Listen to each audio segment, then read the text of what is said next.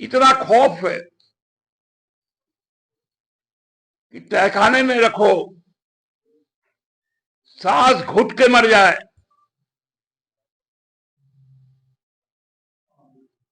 रोशनी मत आने दो ताकि वो अंधा हो जाए। झारखंड में उनकी मंशा सफल नहीं। प्रयास तो यहां पर भी किए गए थे, अपने प्रतिनिधि के द्वारा भी किए गए, अपने संस्थाओं द्वारा भी किए गए। तो क्यों आपने उस डीएनए को बहाना बनाकर लोगों के बीच जाने का काम किया? क्यों आपने कहा था कि मिट्टी में मिल जाऊंगा, मर जाऊंगा लेकिन साथ नहीं जाऊंगा?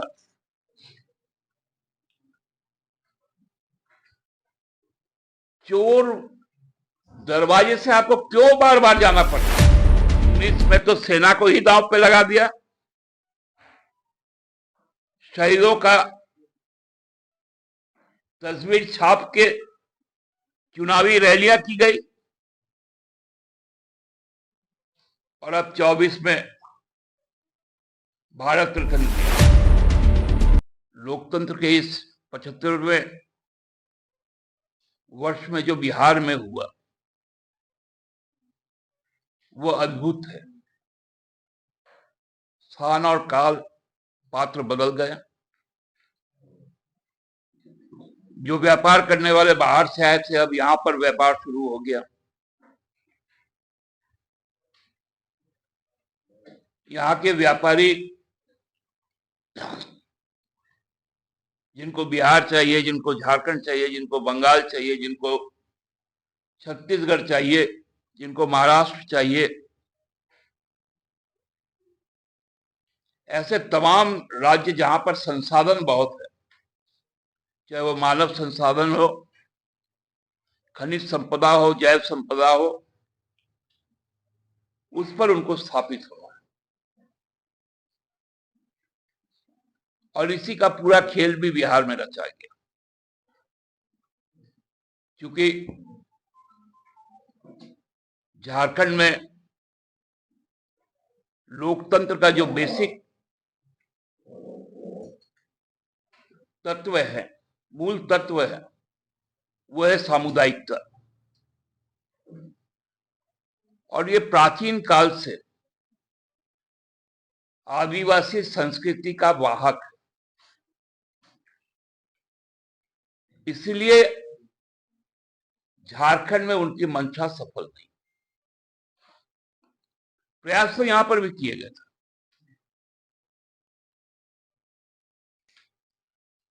अपने प्रतिनिधि के द्वारा भी किए गए, अपने संस्थाओं द्वारा भी किए गए, लेकिन भगवान बिरसा सिद्धू कानू जो सामुदायिकता की संस्कृति थी, जो परंपरा थी, वो यहां ध्वस्त नहीं हुआ। लेकिन बिहार में हुआ। पराकाष्ठा है संसदीय परंपरा को समाप्त करने का। हम लोगों ने देखा वहां पर जो विपक्ष में जो राजद है, निर्लजता के साथ वह सत्ता पक्ष के साथ जाकर बैठ गया, और उसको मान्यता सदन के संरक्षक ने दी। मतलब जो संरक्षक है वही आज भक्षक है।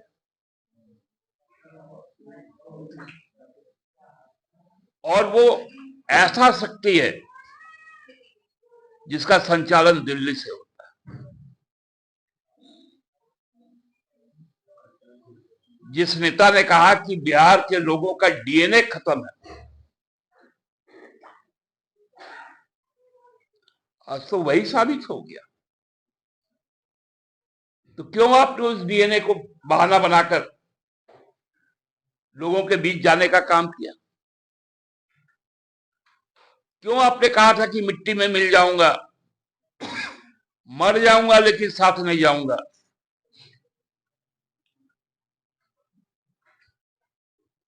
चोर दरवाजे से आपको क्यों बार बार जाना पड़ता है?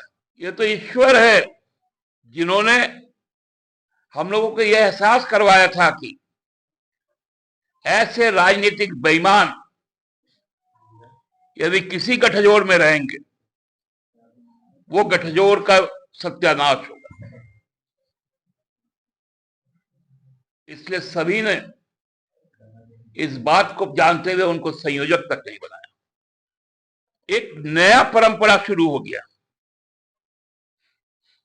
2014 में था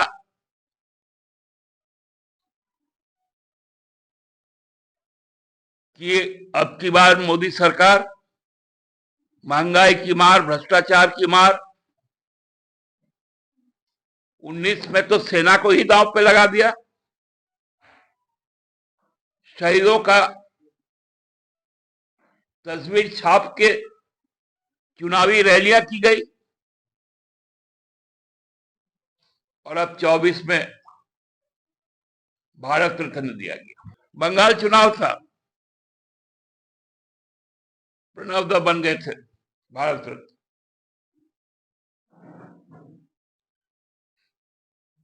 बिहार में चुनाव है, कर्पूरी जी बन गए भारत रत्न। यूपी में चुनाव है, चौधरी चरण सिंह बन गए भारत रत्न। कल से किसान आंदोलन शुरू होगा, MS स्वामीनाथन बन गए भारत रत्न।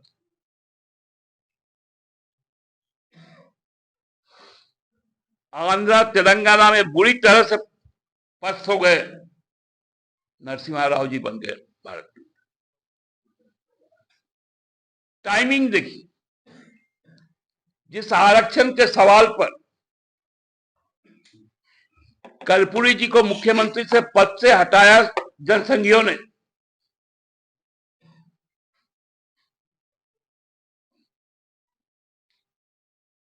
उनको आज नीतीश जी अपने साथ में रखे। जिस चरण सिंह ने जनता पार्टी की सरकार में दोहरी सदस्यता का मामला उठाया था, तब जो जनसंघ से लोग आए हुए थे, उन्होंने चौधरी चरण सिंह जी को मंत्रिमंडल से निकलवा दिया।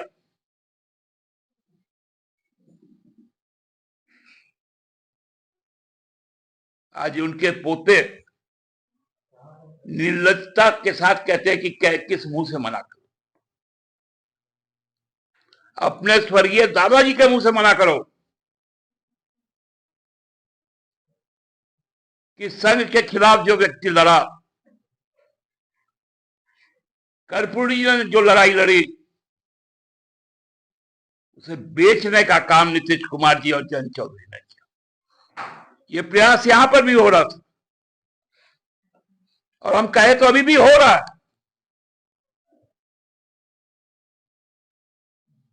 और हम इसका मुकाबला भी करेंगे।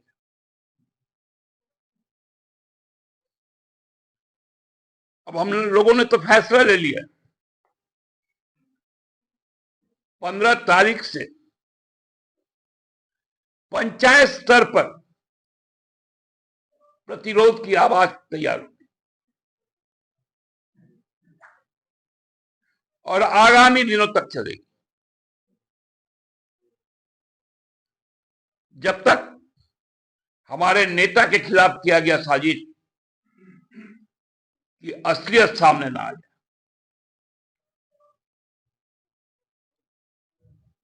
हमको लगता है कि ये भी एक नया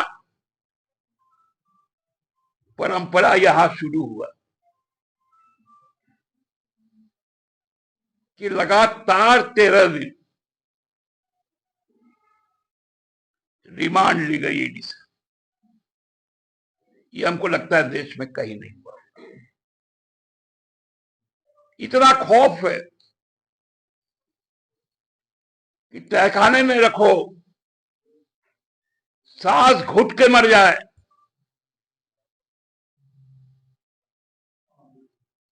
रोशनी मत आने दो ताकि वो अंधा हो जाए, आवाज ना हो कि उसके सुनने की आदत समाप्त हो जाए। सामान्य परिस्थिति में उनको रखा गया। ठीक है, आपका अधिकार है, आपको जो जानना चाहे जाने। क्यों एक दिन छोड़ दिया? किस पे एहसान कर रहे हैं? 14 दिन एक साथ ले लेते। क्यों ये पोस्टरिंग हो रहा है कि ईडी दफ्तर से निकले हेमंत बाबू, कोर्ट परिसर पहुंचे हेमंत बाबू, कोर्ट परिसर से निकले हेमंत बाबू, ये पोस्टरिंग क्यों हो रहा है? क्यों मीडिया ट्रायल हो रहा है? ऐसा सुरक्षा कि लग रहा है कि हेमंत बाबू के पंख निकल आए, वो उड़ जाएंगे। आप कायर लोग। 16 तारीख को पूरा देश हड़ताल में जाएगा। किसान के मुद्दे पर, मजदूर के मुद्दे पर, पीएसयू को बंद करने के मुद्दे पर, बैंक इंश्योरेंस को बंद करने के मुद्दे पर, लोकतंत्र बचाने के लिए और ईडी का